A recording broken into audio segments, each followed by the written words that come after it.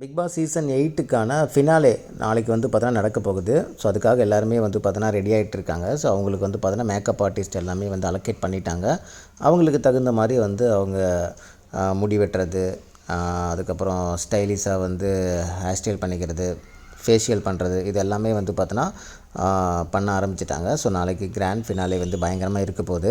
So இதை 3 பேர்த்தோட இதுவும் பார்க்கும்போது அவங்களே பார்த்து பயந்துக்கிட்ட மாதிரி தான் இருந்துச்சு. ஸோ டாப் 5 ஃபினாலே வந்து பார்த்தோன்னா யாரெல்லாம் வந்து ஒரு டிசர்வ்டான ஒரு கண்டஸ்டன்ட் அப்படின்ட்டு சொல்லுங்கள். யார் அன்டிசர்வ்டான கண்டஸ்டன்ட் அப்படிங்கிறது கமெண்ட் செக்ஷனில் சொல்லுங்கள்.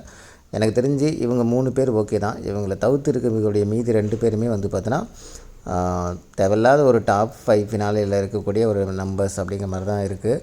ஏன்னா தீபக்கு, அதுக்கப்புறம் மஞ்சுரி, ப்ளஸ் வந்து பார்த்தோன்னா ஜாக்லின், ஸோ இவங்கெல்லாம் வந்து யாராவது வந்திருந்தால் கூட பரவாயில்ல.